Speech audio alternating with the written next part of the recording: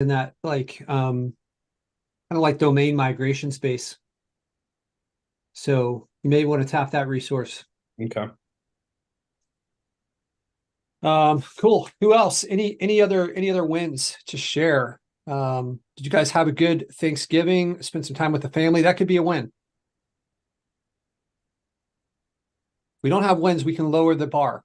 Is anybody able to tie their shoes to that? I got some wins. I went out to Arizona, hung out with Jack for like 9 days. That was an epic trip. We had a lot of fun. Um, I closed on a neighbor's property, which I've been working on for 6 months. Finally getting some clarity with where I see my agency in 2024. I lost 25 pounds in 6 weeks by not drinking, not doing an edible here or there, eating right, push-ups every day. Yeah, I mean, lots of wins, man. Feeling good. Those are a lot of wins. Congrats on Yeah, all. that's a lot. Congrats on the weight loss. Here's to you, Gary. It has nothing to do with the edibles, by the way. You can still have the edibles. Man, but It's all about the drinking. Mental focus. You know, as much as I think it does, it's just It's a crutch. Yeah. Okay. All right. I got you. Lost 25 pounds. That's amazing. All you did was change your diet and lifestyle a little bit. That's it, man. Just what you put in, and big difference. I feel a lot better. That's awesome. It's fantastic. Other wins. Who else has wins?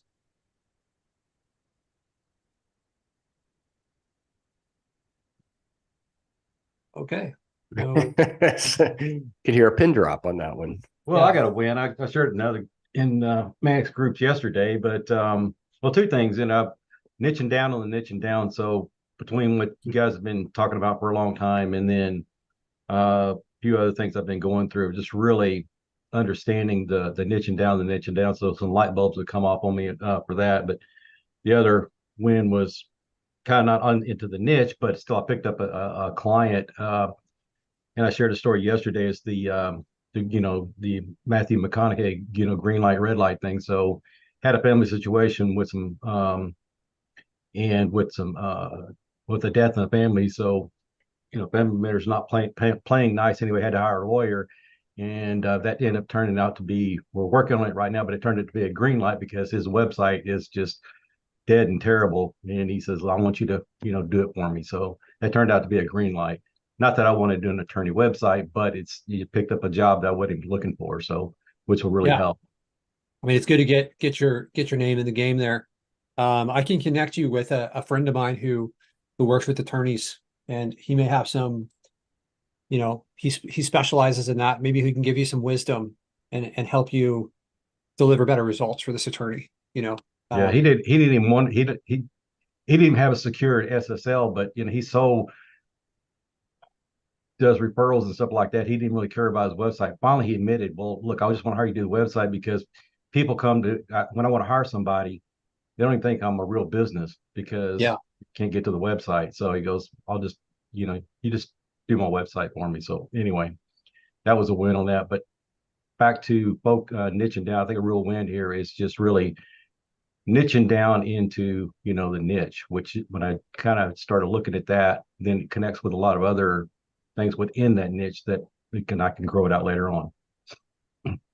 Yeah, absolutely. I think that's a big step, is to pick that niche and go after it. I've said it time and time again. The biggest agencies I see, they're almost always niche down, right? That was a big turning point for me in my agency when we made that decision. It's not something that you need to get paralyzed on, right? Like, you can always change niches later if things aren't working, but to sit on the starting line while other people are running the race because you don't know your niche, I think that's a bigger mistake than essentially choosing the wrong one, because you can start to have money coming in. After spending like the last several years coaching people, I think it is absolutely the biggest mistake that people make is to just be paralyzed with, the analysis paralysis and not take a step forward. So it's great to see that you've chosen something, go after it, and, start to make some stuff happen. I think we'll be doing our next event. We're still working on the final days, but I think talking with some of my partners, I think what we're going to do is our next event the first week of February, and it's probably going to be in Orlando again. I compared the average high temperature for February between Miami and Orlando, and they're exactly the same. And Orlando seems easier to deal with than Miami. So put that on your calendar, or maybe wait, but leave that weekend open. It's coming. I think we're going to be making that announcement pretty soon here. We just got to get final approval, but that's the weekend Pencil that it we're in. thinking about targeting. What's that? Pencil it in. Pencil it in. Pencil Make it in sure there. it's erasable. Yeah. We got Mr. Brian Waddle coming on here. All right, cool. So, Jeff, do you have any wins? Anything exciting going on for you? Oh boy. Well, I went to South Padre Island for the holiday with my mom and her significant other and my daughter and my grandson, and just enjoyed the beach. It's been a while since I've been at the beach. So that was an amazing win. And then just getting some more systems in place over here with everything that I'm doing. So those are all Excellent. wins. Excellent. Yeah. So, as mentioned, my win, I spent several days in watching the hanging out with my parents for Thanksgiving. I went up to Ohio and then drove from Ohio up to Michigan and took my dad to the University of Michigan Ohio State football game. I am leaving tomorrow to go on a ski trip in Aspen / Breckenridge with Monic. So that's going to be a great time. We're going to be obviously, there's going to be a lot of business talk. There's going to be a lot of fun, but it's great to have kind of put ourselves in this position where we can work from anywhere and go and enjoy places like this. So never been skiing in Aspen. So pretty excited for that. If anyone is in the area and wants to come join us, we'll do Aspen, then Breckenridge. So that's starting next week. Okay, cool. So I don't see any other wins. Today I want to talk to you guys about some of the things that I've noticed that have changed. I know, especially in this group, I know in the Rank Masters group, you guys have gotten a full dose of my opinion on these changes. But I think we didn't really bring it to the LeadSnap group. And so what I want to talk is like things have changed a lot. Things have changed a lot. There's been, especially in the last 12 months after, I started my business about 10 years ago, and it started out as a software company, then became website building and kind of like moving into marketing agency. And I've just seen things. I remember how things were. And I am never one to make excuses for like when the going gets tough, let's find another, like, let's not do this anymore. That's never been who I am. But there is something to be said about acknowledging how things have changed, right? We have to pay attention to what's changing and we need to adapt with it. So that's kind of like today, I want to go over what I think is kind of like the evolution of lead generation. And this is fluid, right? My opinion on this has probably changed a little bit over the last like 2 or 3 months. It's changed a lot over the last 12 months, right? So we're still kind of like finding our way as an agency. I think one of the things that I missed from when I was trying to figure things out was like, I wanted somebody that was in the trenches, that was actually sharing what they were doing. And being a part of a bunch of different groups, I noticed that a lot of the people that were like selling the groups, I'm not going to mention any names of any of these groups, but the people that were selling them, maybe they were making most of their money from the sales and not from the actual doing the thing that selling the course that they were selling. Right. And I thought that was frustrating. I didn't know that at the time I was going through things, but as I moved up within these various groups and started to connect with some of the people that were, at the top of the group, and I started asking questions, there were questions that couldn't be answered by them. That's what I learned is like, hey, how do you do this? I'm like, hey, I don't really do that. I mainly focus on sales for this.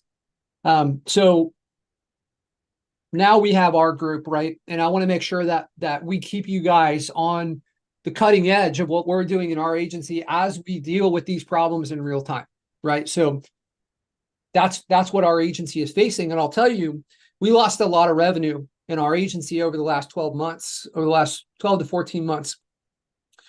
Now, there were things that we could have done better in our agency to prevent that from happening, but a lot of it was the business model that we had chosen, right? I think if you include all our suspended Google My Businesses and everything, Samantha, what is it, 2,500? How many do we have? It's close to 2,500. 2,500. So we lost hundreds and hundreds, maybe 800 or something in the last like 12 to 15, 18 months. And that hurt us, that we lost leads because of that. And then what followed is we lost clients. And we, at the beginning, we kept trying to like put this, like the peg board had changed. We had this circle and we were trying to force it into the triangle, which had always worked. And I think that our inability to kind of pivot, I think that cost us. You know, I running 3 different businesses cost my agency. It costs all 3 of the businesses, right? It prevents me from being better if I was just focused on LeadSnap or on Rank Masters only. And you know, that's tough. And what I did is I had pulled myself out of my agency largely, and we had things running really well. But then when Google changed the playbook, when Google kind of pulled the rug out from under us and changed a lot of things, you know, I wasn't in that position of like evaluating it as if I had been like, that was my only focus. So I think that kind of hurt us a little bit, and it took us some time to make some changes. I'm going to talk about some of the changes that we've made to deal with this and what I would recommend. And I think, you know, after pivoting a bunch of different times, I think we're really onto something. It feels like we've fallen back into our groove here. And I know a lot of you guys coming from that rank and rent lead generation space are probably struggling with some of these same problems and not really understanding what to do.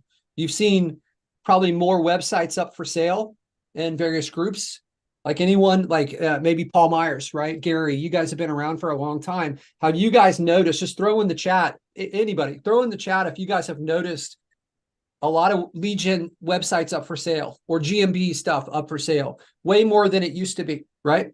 So we're seeing it. Yeah, Samantha saying it, Jeff, Alec, pretty much everyone.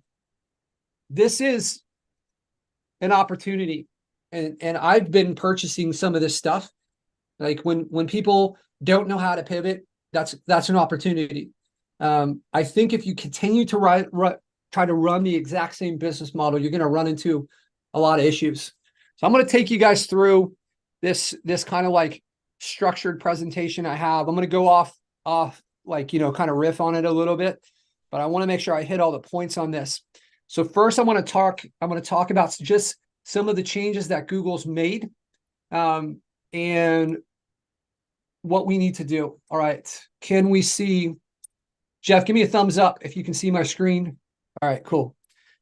Thank you. All right. So we'll talk about the evolution of lead gen. All right. So that's kind of the title of this presentation.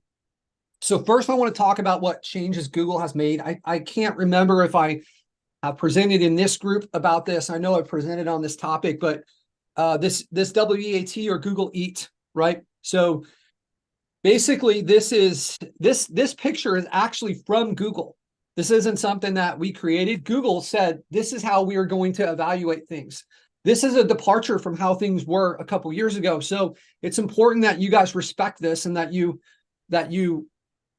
build your stuff in a way that pays attention to this and leverages what they're looking for here. So basically that you see the middle circle there is trust. That's what they're after. Authoritativeness is going to deal a lot with the links and stuff that are coming into your site. That's going to be like the authority of your site. Expertise and experience. So expertise, we're going to talk about this more in a little bit, but expertise is really like, what right do you have to talk about this subject? Like what is it that you have in your history that allows you to be an expert on this subject, and how do we connect that to these people, right? This is going to come all the way around in a second. The experience is not it's not the experience of you or your contractor. It's the people that are using the service. So imagine that I'm in remodeling and I have people that are sharing what it's like to work with my company, sharing their experience on my website, right? That's what that is. It's them sharing their experience. So what does that mean? How can we do that? Well, what if we had reviews from real people on our site, right? And they're sharing their experience. All of this stuff adds up to trust. That's where we're going to take this. We're going to dive into these just a little bit in a second. So authorship and identity, right? So we're going to go back a second. So if we are going to establish expertise, this is one way we can do it. So built into WordPress and other developers or other website platforms is the option for you to kind of say, like, who's the author of this? So this is a great way for us to establish this expertise. So we can create author pages where it says, like, Gary Helms runs this tree company. Here's, like, Gary has all this information about, like, what he's done for Buffalo Tree Service and how he's like what makes him qualified, right?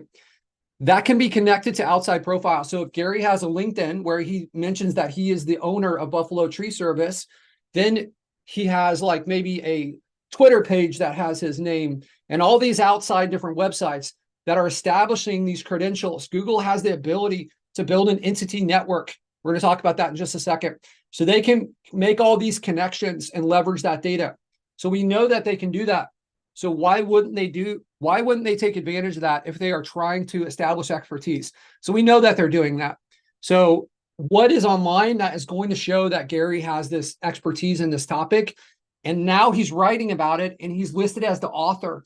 And it's a two-way connection essentially between LinkedIn pointing to his website and the author profile pointing to LinkedIn, right? So you could create fake personas to do this. It would be more challenging. One strategy you could do is you could have your clients be the authors of these pages and have those connections going there to establish that expertise. But Google has told us they're looking at that, right? So we can syndicate social signals to really set up that identity all over the place. So this is what I was talking about a second ago, is this Enity Network. So you got your website. So we can look and see that maybe Gary's mentioned in the local news that he helped out a church with a tree service in Buffalo, right?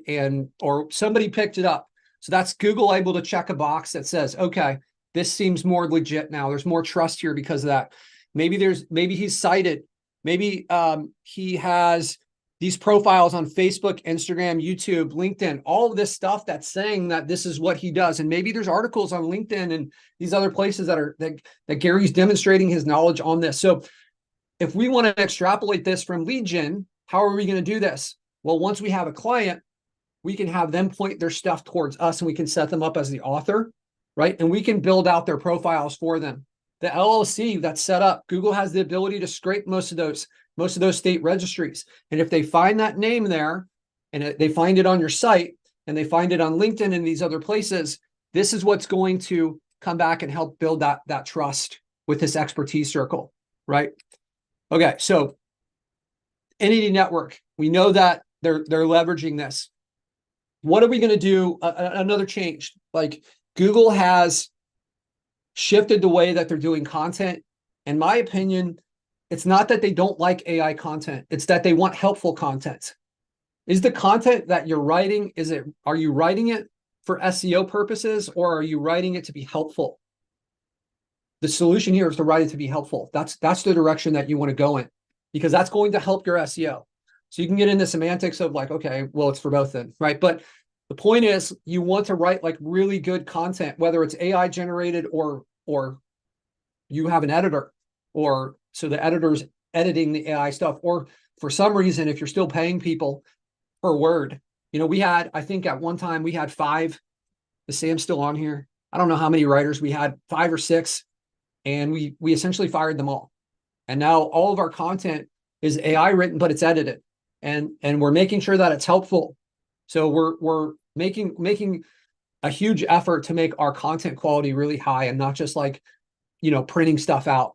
So that's another big change that Google is looking for this. Google is very harshly, leaving people off the first page, I guess, if their content is, it's just spammy SEO content. Yeah, Patrick, real quick, I see a lot of people still saying that Google doesn't want AI content, but I think it's like what you said. I think even Google, I saw somewhere that Google said that it doesn't matter as long as it's helpful and relevant and all of that. Yeah, I mean, it wouldn't be the first time that Google's misled us, but I think that would be not the direction they would mislead us in. I've also heard the same thing that Google says, hey, we don't have a problem with AI content. It's all about whether the content's helpful or not. Right. So, I'm sharing with you my opinion, and I've heard this opinion expressed by a lot of people that I respect. I kind of came to the same conclusion from being in these big groups, from seeing really successful agencies. There is an overwhelming opinion, in my opinion, that lines up this way. So that's Yeah. what yeah. Yeah, I agree. And I think it's, you can't really make great content just with AI. You have to have some kind of manual effort involved to make it really helpful and incredible. So I see your question, Paul Myers. What is helpful content? How do you define it? Great question. So this is content that is written to actually solve problems for users and answer real questions they have. Not just like, hey, we're Buffalo Tree Service. We're the best tree service in Buffalo because we've been providing tree service in Buffalo for 15 years, right? If you need tree service, look no further than Buffalo Tree Service. Like just getting that in there like 50 times like we used to do and having that be successful. But instead, looking and finding like, hey, how much does tree service cost? Well, tree service is going to depend on like how much work is estimated, what type of machinery, how many man hours this is going to be. In Buffalo, we can estimate that it's going to be $50 an hour for these man hours. The approximate cost to remove a 8-foot tree is going to be this, but it could be this or this based on these other things, right? Where I'm actually answering real questions, like, so not SEO like garbage, right? Does that make sense, Paul? Yeah. Okay. Awesome. Yeah. So Gary owns Buffalo Tree Service, guys. Check out his site. Don't bounce right away. All right. So leave a positive review. Leave a positive review for Gary. So AI, this is just going to keep coming around and around again. If you're one of those people that's kind of like, when am I going to find the time to do this? At some point, there's a scale here, and if you don't invest the time into it, it's the dip. I think what Seth Godin. Whenever we start something, you go down first, right? That's the dip, and then you come back up, and you're up higher than you were before, and that's just the way it goes. Whether you're niching down, whether you're starting a new business, you're going to invest this time. You're not going to get benefits from it right away.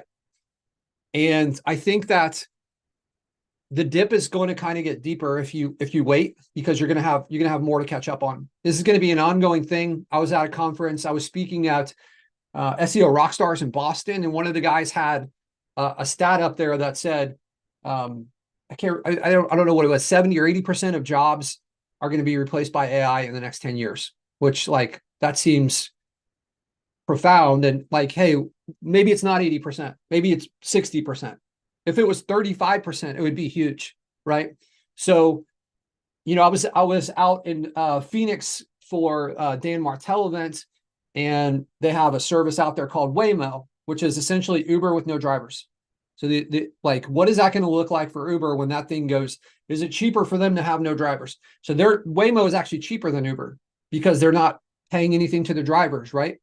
And then also while I was out there, I saw robots going down the sidewalk delivering food. Like it was just like this little, it looked like almost like a toy car with a flag on it. And I was walking down the sidewalk and it kind of went around me and past me. Like, and that's AI, right? That's automation delivering food and driving cars. Most of the rest of the world that's not in this kind of like marketing tech space like we are, they have no clue what's going on with this, right? They're behind the curve. You guys have this unique window, in my opinion, to dive in and learn this stuff. There's courses, there's groups you can get in, there's Udemy courses, there's a lot of different ways.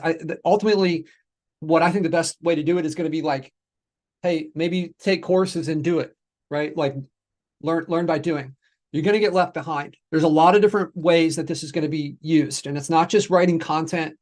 And if that's the only way you're doing it right now, I think you're missing the boat, right? I think there's so many other things that you can do with this, and you're going to have to kind of go back to the beginner's mind. Even if you've been in this game for a long time, every once in a while things change, right? And you kind of look at these people, you look at like my dad, for instance, when the internet started, really resistant. He at one point he told me, don't email me. He thought that was a fad. Like just call me. I'm not going to do the email. I'm not going to buy into the email. Now he emails. We already know where this is going, right? We've seen how things have changed again and again. And in my opinion, this is the next big thing. And you guys, you got to jump on board. This is going to change every part of technology, SEO. So spend the time and invest in that. Okay. So I think this probably really started like 4 or 5 years ago. Google launched a war on rank and rent or lead generation. And for years, I felt like it was just a cat and mouse game that we could stay one step ahead of them. But it seems like over the last 12 months, they've gotten really good at this war. They like things just kind of like clicked into place for them. And this is why the websites are for sale. This is why we lost clients, right? They just got a lot better at it. So Gary saying, Patrick, other than content, what other uses can you see we use AI in our agencies or clients? Great question. So we can use it to analyze data, right? Imagine that you're like, and this is part of what we're building in the LeadSnap is the ability to evaluate your Google My Business versus the top ranking ones and make suggestions. It's great at analyzing data. You can do that with SEO. Maybe we'll do this on one of our next calls. Is we'll have a session where we just break out and we kind of like analyze different like SEO stuff. So it's great at analyzing data. You can have WordPress plugins created for it. You can create little courses. You can create lead magnets, advertising, logos, like your GMB photos, right? You can do that in a way where they don't look AI generated. You want 150 photos in the next 24 hours and like with 10 minutes of work, like you can do that, right? You don't like we're chasing our clients around trying to do this. I heard, man, this was amazing at this AI conference, the SEO Rockstar thing. This guy, maybe I can even play this recording, but basically he created a phone answering service that is completely AI, and it was undetectable. You can create answer bots. This was another really cool takeaway. So imagine that, Gary, you've got Buffalo Tree Service, and maybe you have all this like records of like, well, let's do it in LeadSnap, for instance. In LeadSnap, we have our chat support, right? And we have thousands of chat conversations that have taken place over the last several years. In addition, we've written a lot of articles on like support articles, and we have calls that we've recorded that have been transcribed. So I can take all of that data, and we have Slack conversations in our team internally about support issues. So if I take all this data and I load it into an answer bot, and I teach this bot how to answer questions on everything, like it knows every single thing that it processes at every moment, right? There's not a lot of thought. It's going to look and see, okay, I'm going to train this thing, and now I take this bot and I have it answer questions. So you could do the same thing with Buffalo Tree Service. All the questions in there. What if you had a pop-up that shows up on the website that's engaging people, and it has the answer to every question that's ever been asked in Buffalo Tree Service, and it can leverage that data and it can answer it in a humanistic way. So this guy had this bot, and he runs a big agency. I think they're doing like 4 or 5 million, and they're in solar. And he trained this thing on solar. So it's they filled out a form, and this thing is trained to make an outgoing call during business hours. And it reaches out and it says like, hey, Gary, saw that you filled out a form on our site, and it says the name of the site. And it does not sound like a robot at all. It sounds like a human. And the guy's like, yeah, I did fill out that form. And the AI robot was like, oh, like it's like coughing and breathing and like doing things like that that would be creepy, like, right? But it's like, well, tell me, Gary, how much are you spending on your electric bill every month? And Gary's like, well, it's like, about $300 a month. Oh, well, in Buffalo with solar, we think we could get you to around 180, 150. And then Gary's like, wow, that's a big savings. So like, yeah, this is something that will go on forever. So like this whole conversation's happened. This is not a human. This is AI. And they booked an appointment for the next Thursday at 2:30 p.m. Got the address, all this information. Person had no clue that this was AI. So that is already out there. It's just like, how creative can you be? I think Doug, you may be able to speak to this too. I think Doug has a chat bot, right? Doug, can you chime in and tell me, are you guys using AI with your chat bot? Yes, 100%. So we're using AI two different ways. So we have over 1 million live chats on record, and we are teaching the chat GPT to read through them and pull out ways that the agents could have possibly turned that chat into a lead, trying to train it to train them the best techniques. And then secondly, yeah, we have an AI-driven chatbot that you upload information to, and then you monitor it. And when it gives a bad answer, you go in and make adjustments to make sure it doesn't give that same bad answer again. They're very trainable. It takes time, it takes a lot of energy, but it's worth it in the long run. Right. I Yeah, see and our agents going away, like you said, maybe not all of them, because I truly believe that there's a certain segment, including myself, would rather talk to a human than a chatbot. But humans can only learn so much.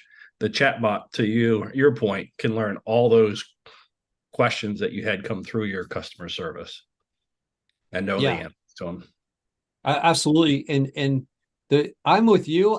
If I knew I was talking to a chatbot, I'd be pretty like turned off by that. But the fact that it's starting to get to the point where people won't be able to tell is that I mean, that's going to change everything. Like if we're at the beginning of this and they're there already, like what does this look like 2 years from now? Like they're not going to be, in my opinion, they're not going to be humans. Maybe what they're going to start doing, maybe these companies like Amazon are going to start having like chatbots with Filipino accents so that they can like make it seem more real, like something like this. But this thing, like hearing this thing, like kind of like breathe and like stutter and be like doing that, I was like, wow, the imperfections made it seem so real to me.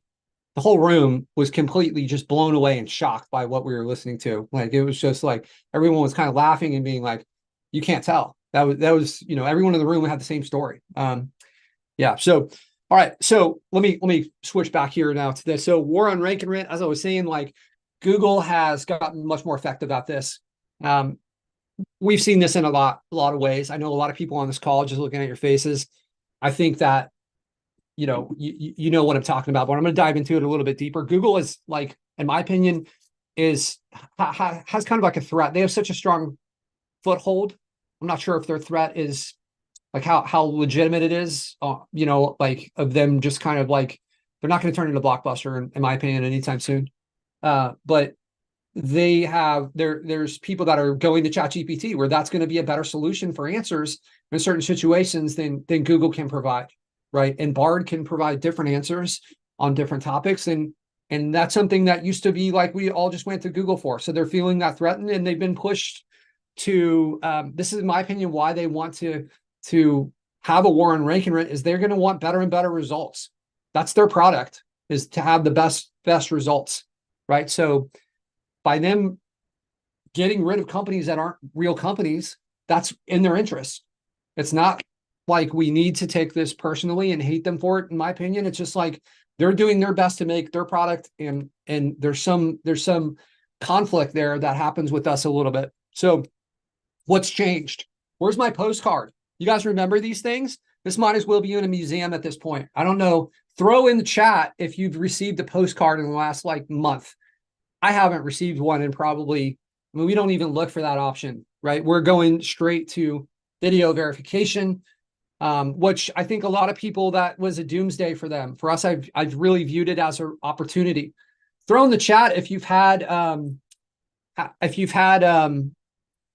reviews removed in the last 2 months, right? Like this is happening nonstop, right? And or Google My Business suspended. This isn't the way it used to be. When this business model took off, what was happening is we would request the postcard, 3 to 5 days later, it would show up, right? And then we would get it verified and it would stay that way. And then we would go and we'd look at the competitors and how many reviews would the top ranking people have in town? Sometimes 5, sometimes 10. Now, what do we see? 800, right? It's like, holy cow, they're removing these reviews. They're suspending us. It's harder to get reviews. And then like the competitors, now that the clock has run, it can be hard to go into a new city when the competitors have hundreds of reviews, when we know that that's, in my opinion, it's either a third or fourth ranking factor. Number one would be proximity to the searcher for the Google My Business. Number two is going to be the category. Maybe number three is going to be the keyword in the name, right? Which this has gotten harder too. Google is suspending these listings, right? So number four is going to be like how many reviews, or like what the click-through rate is. It can kind of go back and forth on this. Paul Meyer says, yep, sick and tired of dealing with suspensions, which are almost impossible to reinstate. Reach out to me, Paul. We've had a lot of success with that, those reinstatements within our team. I think we probably get 60 to 70% of them back. So they're also scraping the state registry, the LLC. So they're cross-referencing, and a lot of places they're cross-referencing the state registry and comparing that to your Google My Business name. And if that doesn't exist, this is a tick mark for suspension.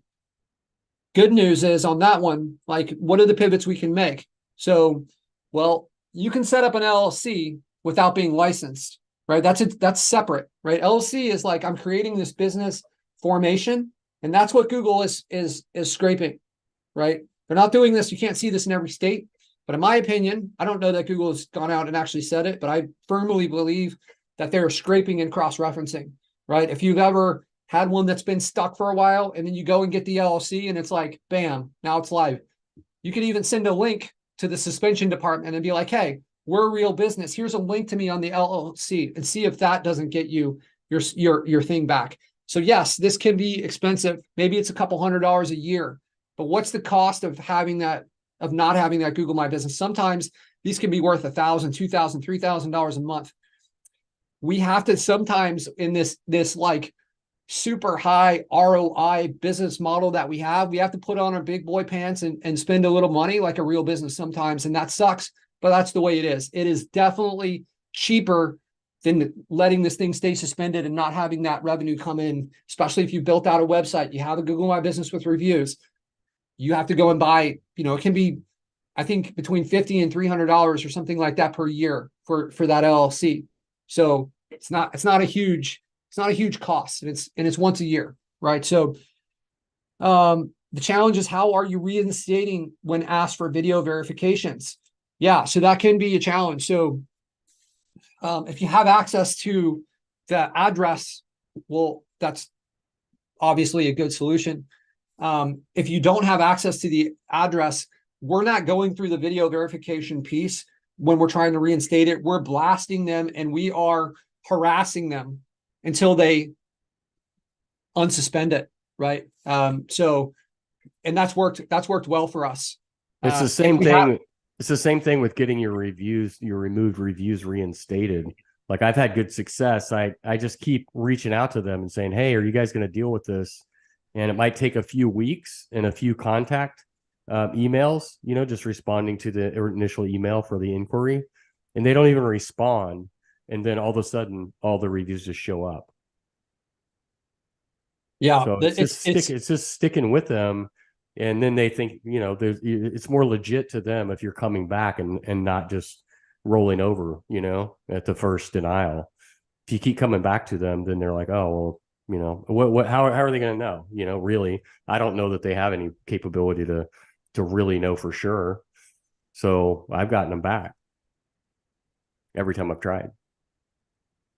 So I 100% agree with what Jeff's saying. I think the fortune is in the follow-up with this, just like it is so many other parts of business. And you have to be strategic about this. If you're going to rely on yourself remembering to do it, then to follow up with them, that's just not going to work, right? You have to have a system in place. We have somebody on our team, and that is their full-time job, is to get us more Google My Businesses and to work on the reviews, get things unsuspended.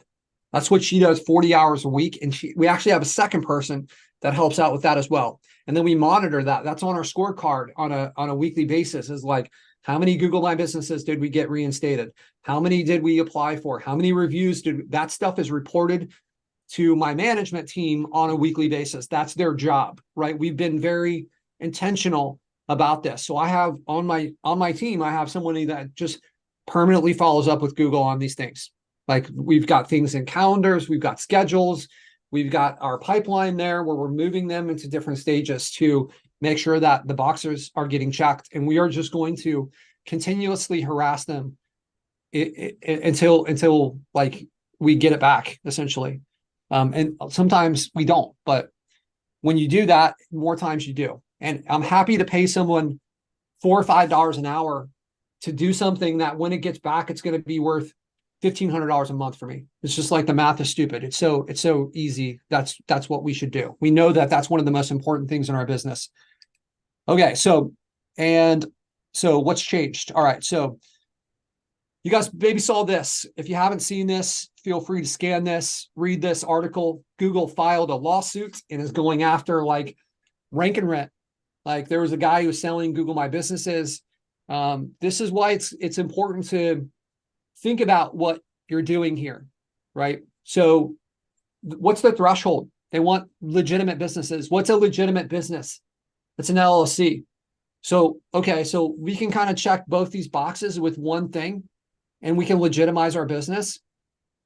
Well, that's an easy thing for us to do, right? So this, it may be scary if this is the first time you saw it. This actually happened a while ago, maybe like 6 months ago. So what's the deal and how do we avoid it? Well, you don't have to run for the hills. You can just kind of like stand things up in a little bit better direction, right? You can legitimize the business. You can kind of follow within Google's thresholds, right? Okay. All right. So rank and rent versus client services. This is part of the direction that we pivoted to. So I'm in a number of other groups, not just Facebook groups, but like masterminds and coaching groups, right? I'm a part of these different ones. And one of the things that I've noticed coming into these groups is the size of some of their agencies are huge. Like they have big agencies, right? Like I was at that SEO Rockstars last week. There were probably 3 or 4 people there that were doing more than $4 million a year. What do they have in common? None of them were doing like lead generation, rank and rent. The thing that we love about this is this like passivity of this business model, right? And kind of what I realized is like, hey, that's what attracted me to it is I want this like passive income.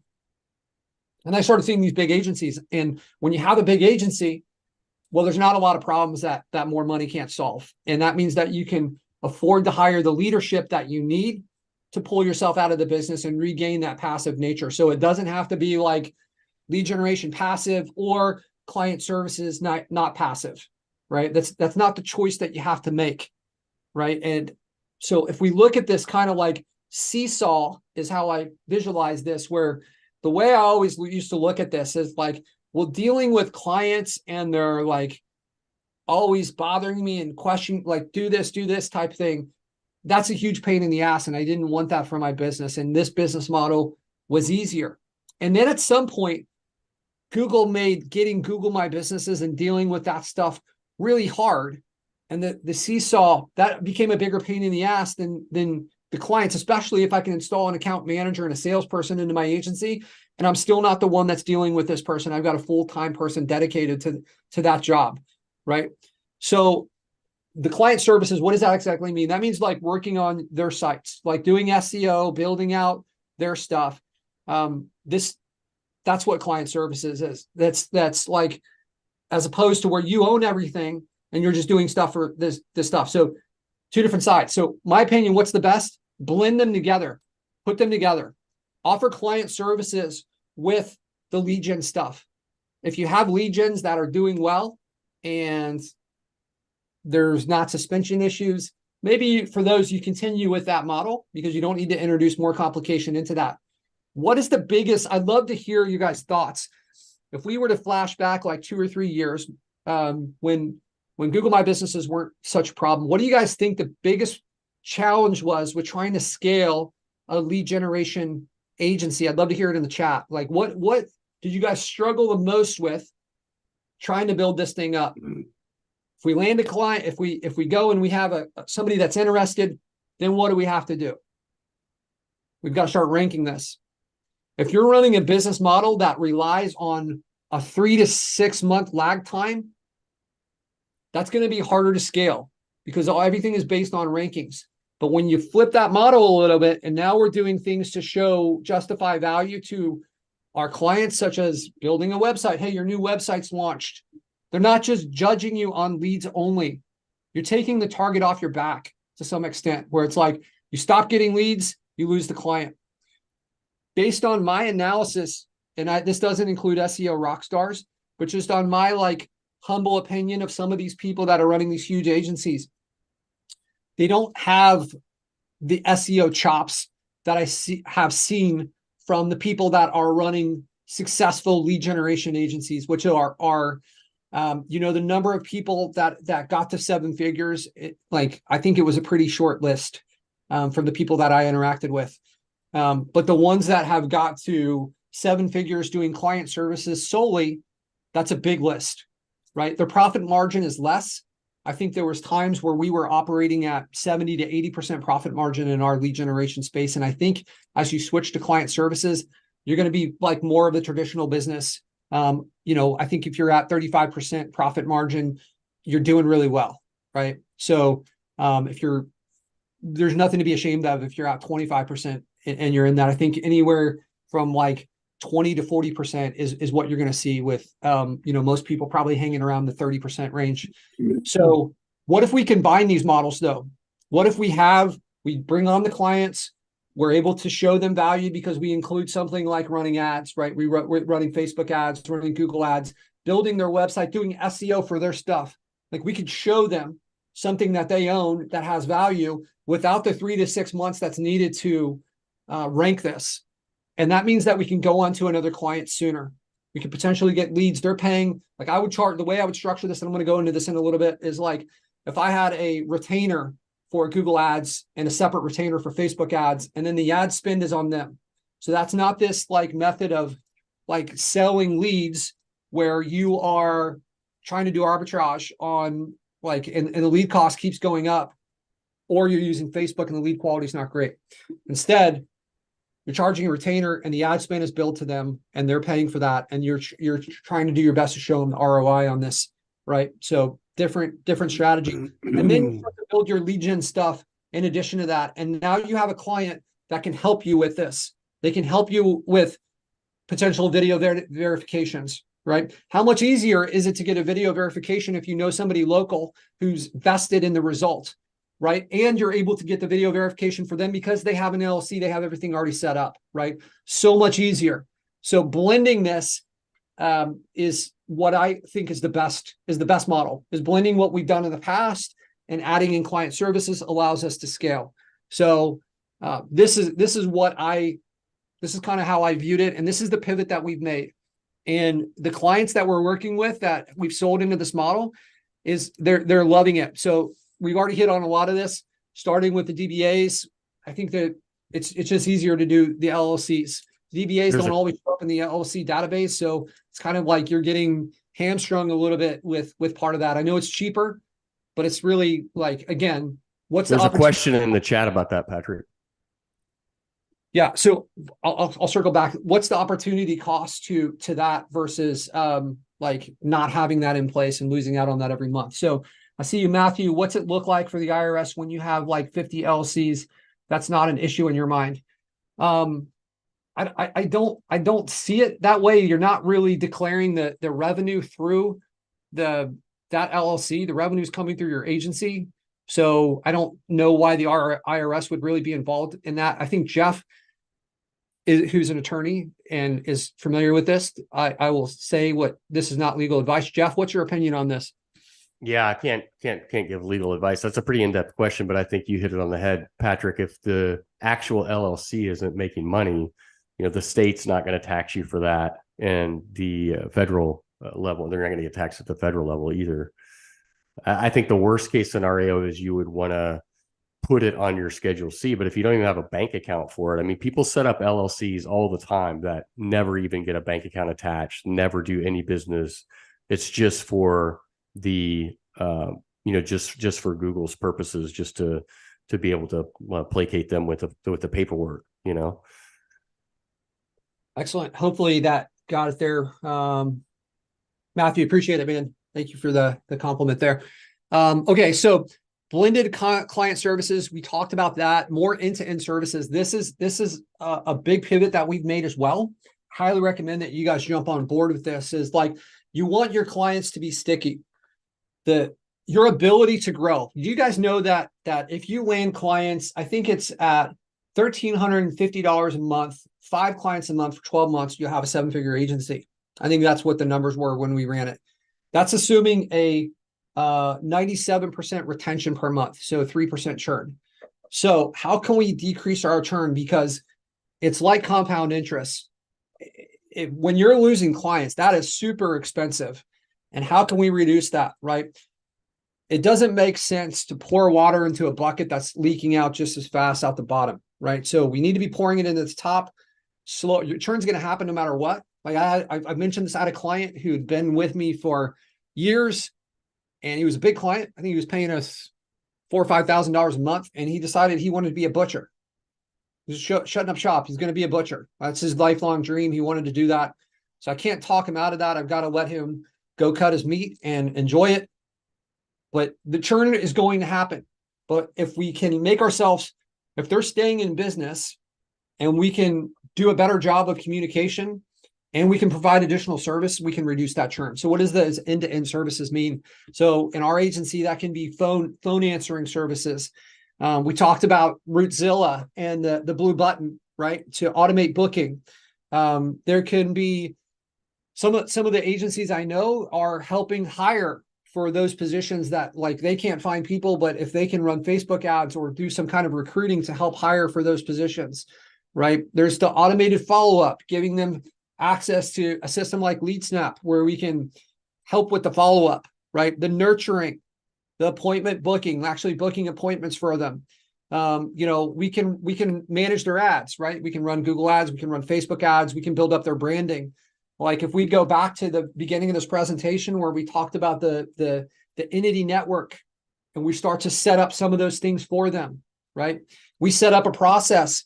One of the things that I'm moving our agency towards is using a software like Video Ask, or I think there's Video Vouchers, a number of these ones that can send a request for them to leave a video review. And if we can gather those, we just keep like inserting ourselves and being like more and more entangled with their business to the point where it's hard for them to leave. If we've got the CRM in place that has all their data in there, that could be hard. We could have a value ladder of things that we're providing. Reputation management can be another one. So end-to-end services for them. We started sending out QR codes to our clients, and we had the one of the first sites I ever built in my agency was this towing site. I didn't know what I didn't know, and I went after it. It's kind of a funny story though. Like I built this thing. I started in April, and I'm building and I'm adding pages on towing and all this stuff. And then on July 4th, I go to we have a lake house in Kentucky with a boat, and July 4th we go out there and we're drinking and we're having fun, letting off firecrackers. And after that, we come back to eat, and my phone rings, and I get the whisper message that says call from towing company. And I'm like, oh, I didn't know what to say. I'd never answered a towing call. I'd never answered a lead gen call. I wasn't fast on my feet. And the guy said, hey, this was in Vegas. He's like, we're broke down on the 15 and we need help. I'm like, okay, I'm so happy you're calling. I've had multiple drinks, and I'm so happy you're calling. We're going to get someone there right away. And I hung up on him. I didn't even get any information. I just was so excited that my first lead gen had popped and I'd gotten it, right? So now what we're doing, like for years, this guy had no reviews. We were able to get some reviews for him, but he hadn't created his own really.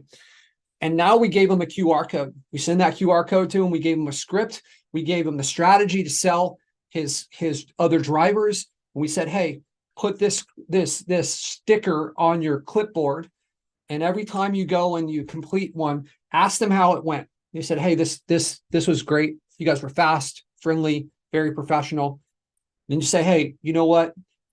Scan this QR code and we'll take $10. Scan this QR code, leave a review right now, and we'll take $10 off your tow, right? And we're not paying for your review, but we respect your time, and we want to give you some of your time back, right? So that's the line that we gave them. And I think we got 5 or 6 reviews the first week, and they've continued to stack up. And now the asset that we own, he's ranking, right? He's ranking this thing for us by getting these reviews for us, right? And we've installed a system for them. So because they're getting more reviews, the rankings are improving. Because the rankings are improving, they're getting more business. Because they're getting more business, now they're getting more reviews. And it's kind of like snowballing. We installed that system for them. We taught them that, right? And it's working out really, really well.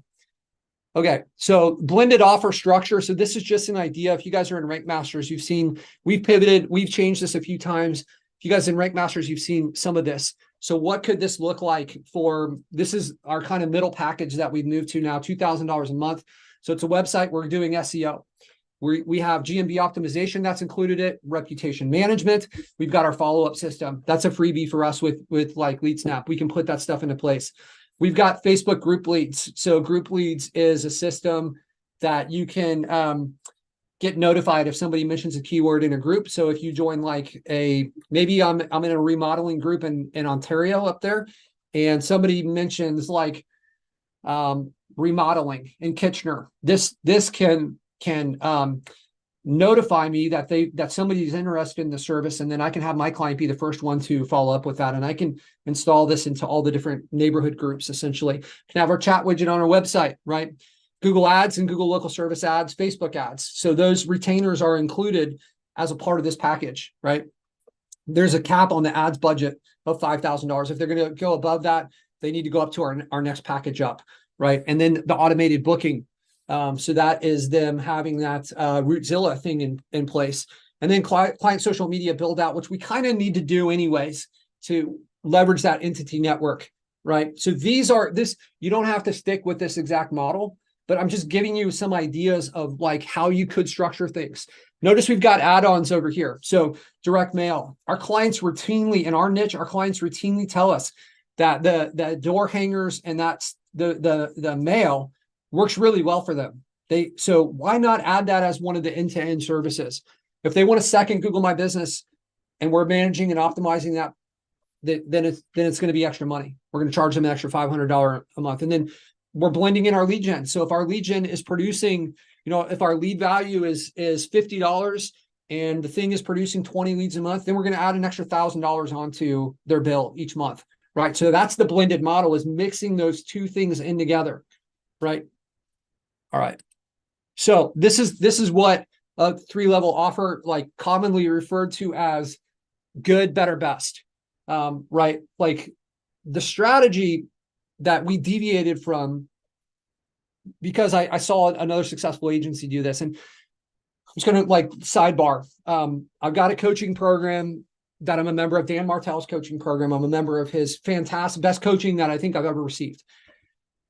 They have a pricing master in there who's like one of the top pricing people in the world. And the good, better, best strategy that they recommend is kind of like $1, $2, $4, right? So if you look at the gap between that, it's doubling, right? So if we were going to follow that, this would be 1,000, 2,000, 4,000. We didn't do that.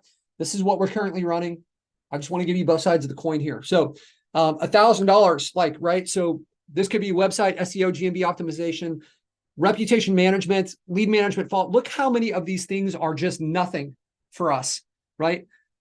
The only thing that we're doing is SEO, the top 3. That's really, everything else is going to be like a machine running it. We're going to give them the strategy and send them a sticker. And then we're going to get notified by LeadSnap when a review comes in and reply to it within the system, right? The lead management and follow-up, that can be done through the automations. Facebook group leads is another software, and a chat widget is something we put on there to help them. Everything on here, this costs us the cost of building a website. What does that mean for writing the content if we're using AI and we have an editor? This is this is a massive profit margin at this level. Here's the good news. If we step them up, then they can go to the next level, and we sell them on this. So more SEO content, GMB optimization, like we're spending more time on their account because of this. This includes those ads, right? This is the ad retainers built into that.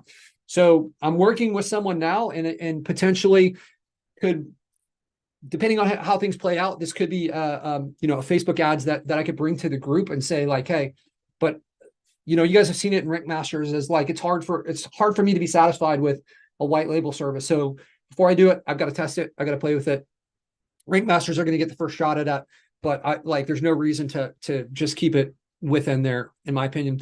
Then we got $3,000 a month. So we're doing even more SEO content, all the same stuff, unlimited ads budget, right? Maybe spending more time with them too. Regardless of which level you're choosing, once you move into the client services, it's my strong opinion that what you need to do is you need to have a monthly call with your client. You need to call them up. You need to be maybe texting them once a week, checking in to see how things are going.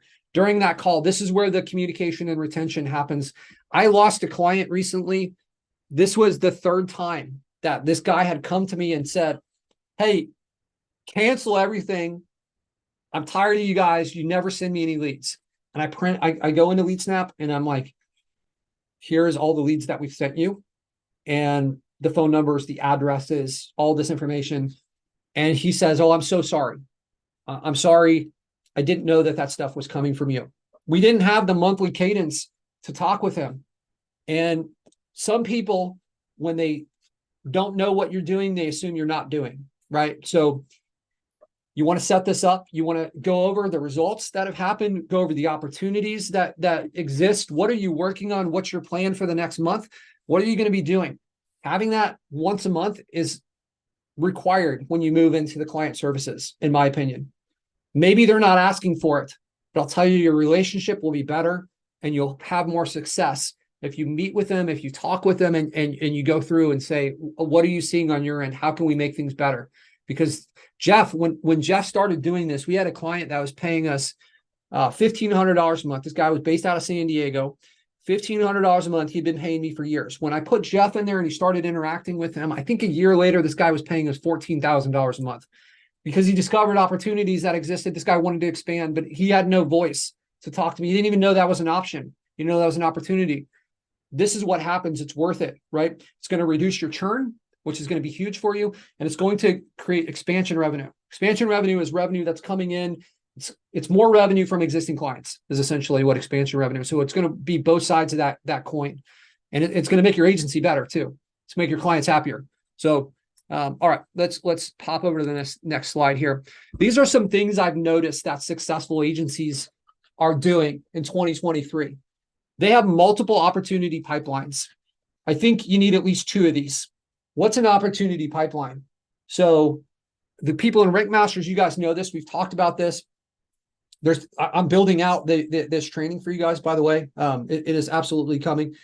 So opportunity pipelines is like, what system do you have to have where somebody's kind of raising their hand and saying, I want your service? I know, for instance, Janeri, who's on the call here, she's had a lot of success with Alignable, right? She's created a pipeline. So now the next step is how do we automate and scale that pipeline, right? So cold emailing could be a pipeline, ranking your site within your niche. So if you're in painting, ranking for like painter SEO, that's a pipeline, right? Having a podcast where you're interviewing these people and you've got, a lot of like attention within your niche, that's a pipeline.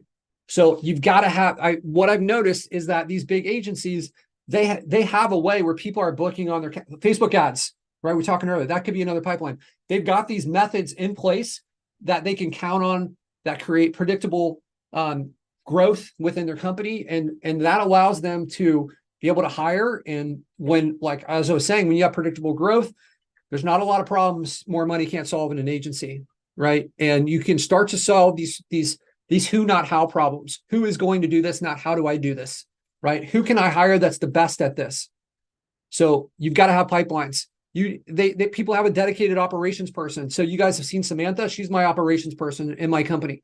She runs most of the agency for me. We meet, we talk almost daily, I would say. We have a standing meeting every week. She's what I run through people. She holds the people in my business accountable.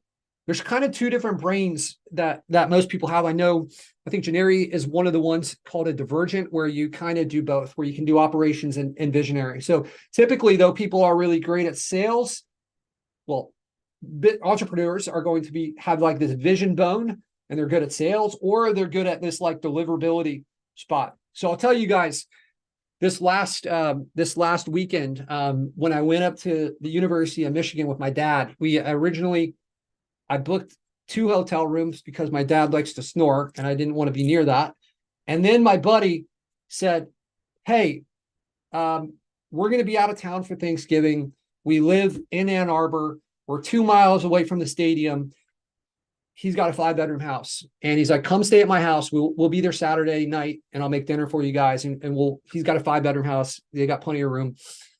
While I'm there, I go in there. This guy, I graduated high school. He's a year younger than me, graduated high school. He was valedictorian of my high school, which is an achievement. Like I went to a school that had a lot of smart people and big, big classes. Then he went to Case Western and was valedictorian. And then he's worked at Google for the last 20 years. Right. So I was kind of sleeping in the house of the enemy there to some extent. Right. He was the director of Google Ads for a long time. Just the guy's brain is off the charts intelligent. I walked into his house and it was obvious from the first 30 seconds I was in there, this guy is an extreme operator. He had a basket waiting for us with food, different types of food. He had instructions, Wi-Fi, restaurants nearby. It was like I was staying in an Airbnb, but it's his house, right? I noticed on the fridge, he had chores laid out with allowances. He had, when it got colder, he was worried that we were going to be cold. He's like, go into my closet here. I've got the gloves organized in these little holders by size and by how heavy they are. This is how an operator's brain works. He's a world-class operator. There's a reason that he is this very high position at Google. And this is the type of person that we need to install in our business. We need to find somebody. We're not going to be able to find a guy like this, right? He's a director at Google, right? But we can find a person that thinks like that, and we can put them into our business, because most of us, from what I've seen, don't have that operations dialed in like that. And we need that to run a successful business. And I think there's a test out there where you can take whether you are a visionary or an integrator. And if you're more of a visionary, you're going to not have to find that you need to find the missing piece, right? So I'll just do a quick test. Brian Waddle, can you come on the mic for a second? Yes, sir. All right, Brian Waddle, quick visionary test, integrator test. How do you make a peanut butter and jelly sandwich? Well, I've heard that one before, Patrick, but play along with me. Okay. I get 2 pieces of bread, put peanut butter and jelly on it, put it together. That's how a visionary answers that question. Let me tell you how an operator answers that question.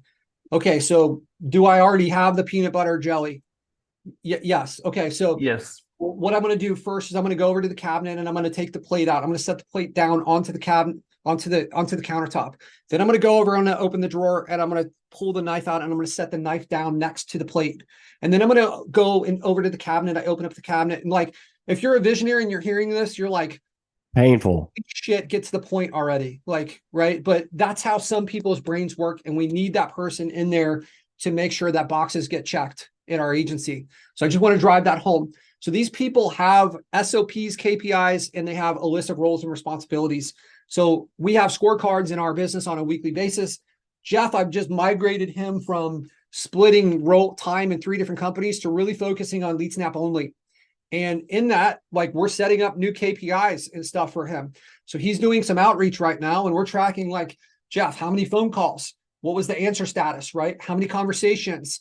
Like, how many demos are you creating through your outreach, right? So we've got to have those in place. How do you know? How are you going to scale your business and know if the people that you're paying are being effective if you don't have these things in place? And SOPs means that, hey, what are the procedures, step-by-step instructions that they're going to follow when they come in here to complete things in the way and not have the wheels fall off, right? We don't want to have a bunch of cars going down the assembly line, and then later we find out that there's no steering wheel, right? The SOPs ensure that the same thing's done every time. This is the pathway to scalability. And if you're a visionary, maybe you don't like creating the SOPs so they don't get done, because we don't like that type of work. We don't like this monotonous thing, right? You've read Dan Martell's book. There's a whole section in there about creating SOPs. If you haven't, buy back your time. I highly recommend it. Seeking mentorship. I've noticed this time and time again. You guys see the difference between myself, between Jeff and like the person who is maybe 65 years old running a corner grocery store. Are those people looking for like convenience store mentors, groups and stuff? Probably not. I've never asked them that question, but I'm going to make some assumptions there. And what does that mean for their business? I know my mom, she's run an accounting firm for 30 something years. She's never seeked mentorship or coaching. I'm spending more than $100,000 a year on it, right? There's a reason that we got to where we are, and we have goals to go to the next level. And I'm going to go and find the coaches and the people that have been there that can help me along the way. I think that's a lot of the reason why you guys, some of you guys joining Rank Masters, coming to our events, this type of thing. They're niche down, right? I know Adam McChesney has had a generalist agency largely, but only him and a couple other people are the ones that I know that are generalists that also have big agencies.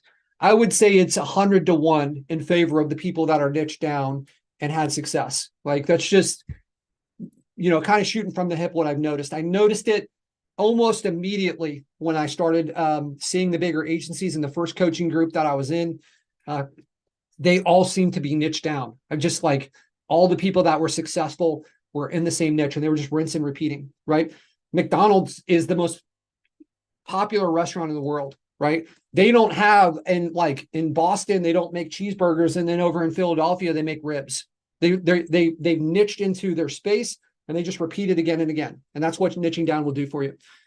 Speed to implementation is so fast. I hit on this earlier. The biggest mistake I see people make is this analysis paralysis.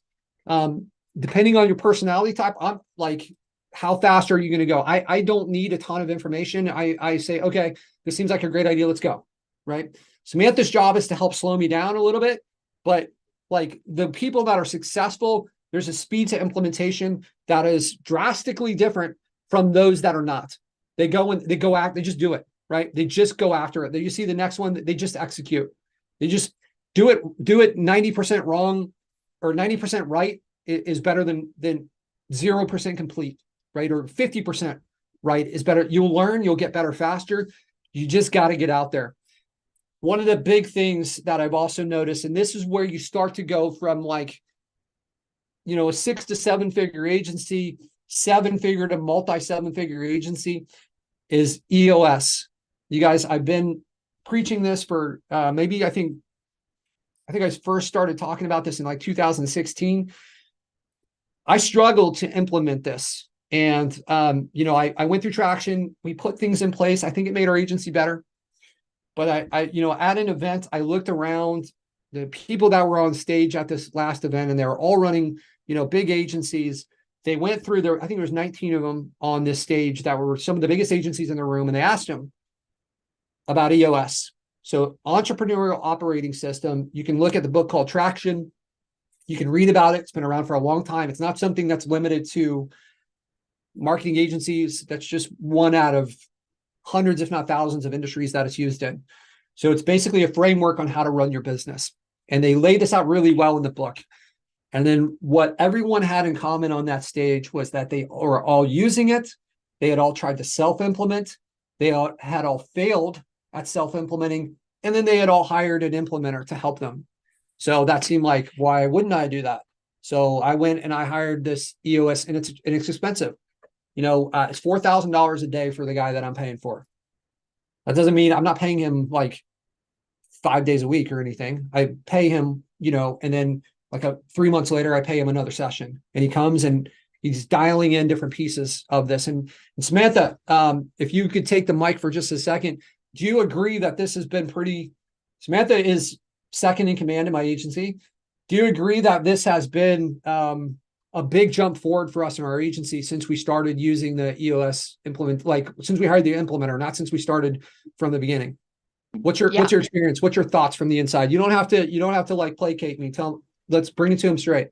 For sure. I mean, there were parts of it that were definitely frustrating because they required the agency to make like extreme changes. But I think now that we're 3 quarters in, right? I think so.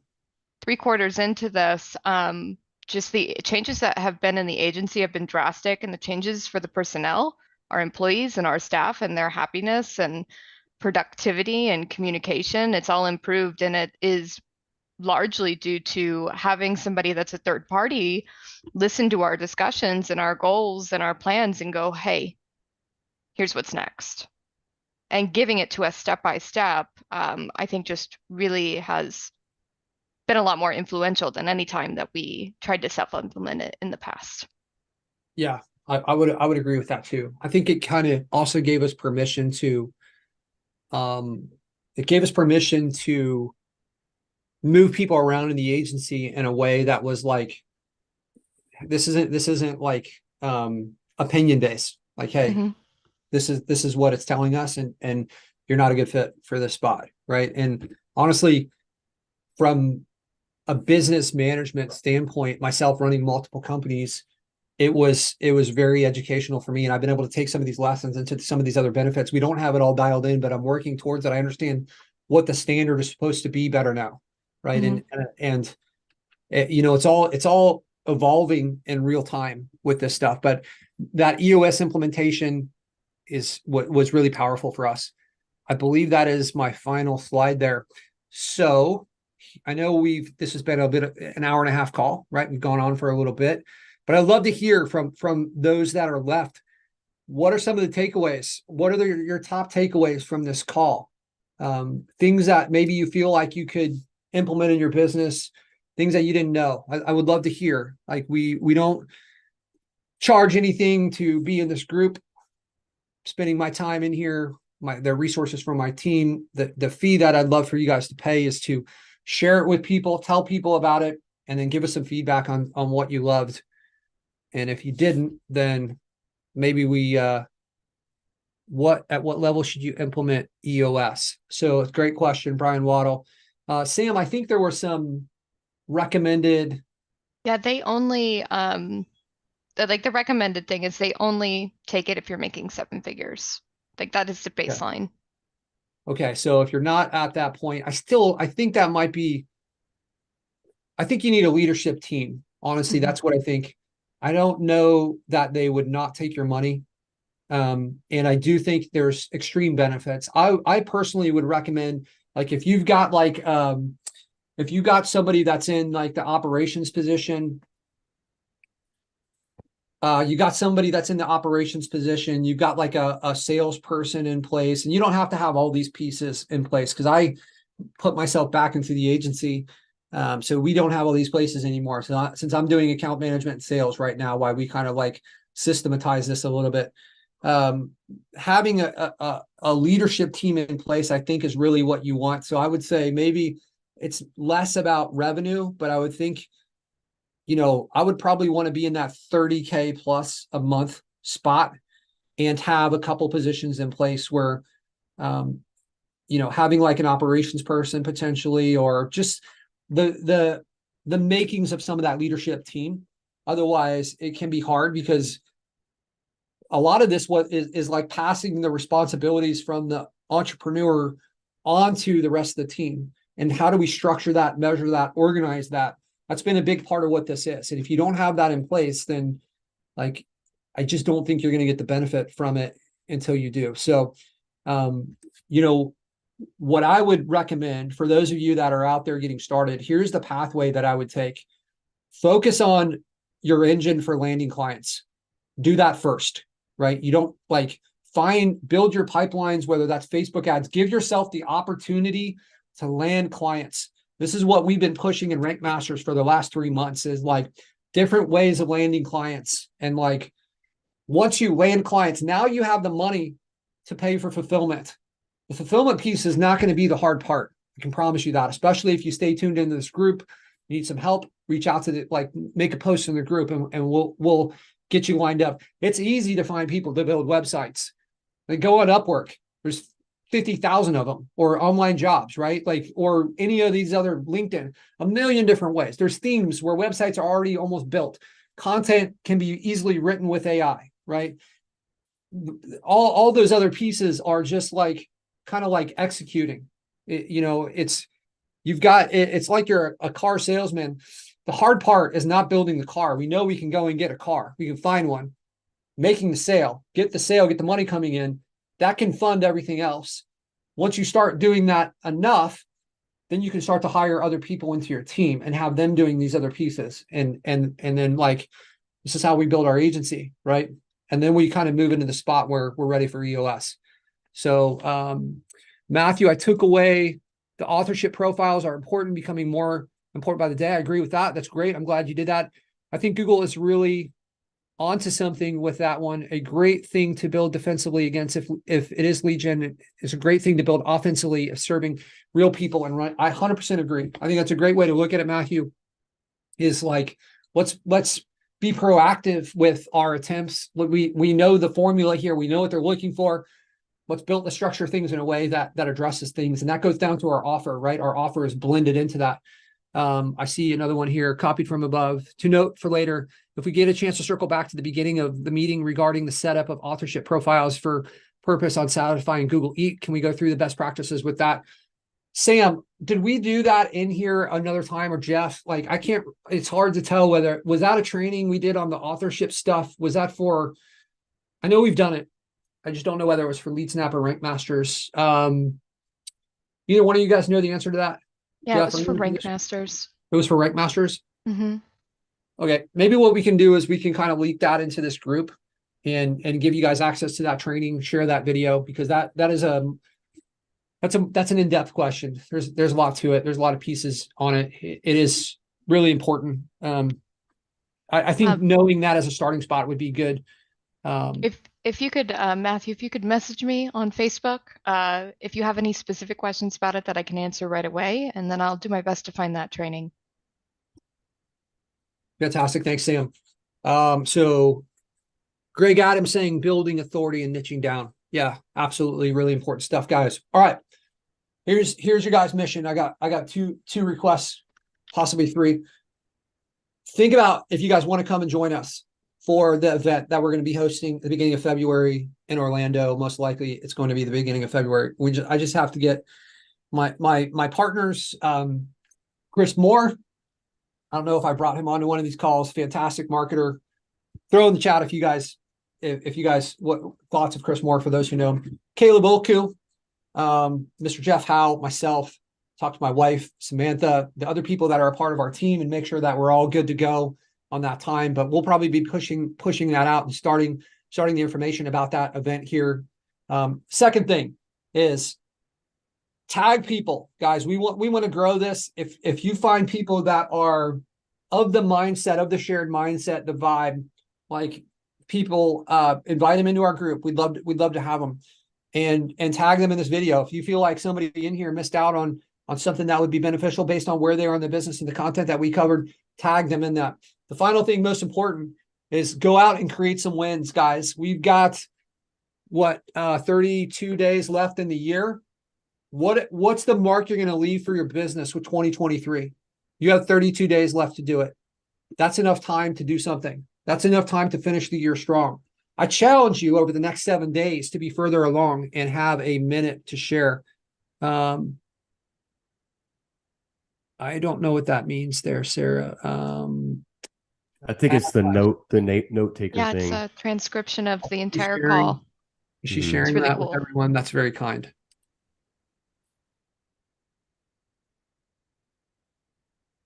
Nothing is coming up. It's asking me for a login. Oh, there it goes. Super cool, Sarah. That's awesome that you did that. Thank you for sharing those notes with people there. Very kind of you. All right, guys. I hope you guys had an amazing Thanksgiving. I ask of you to do your best to create some wins for yourself in the next 7 days. And we look forward to seeing you guys in the group. Have an awesome time. Thank you guys for tuning in. We'll talk to you guys soon. Thanks so much.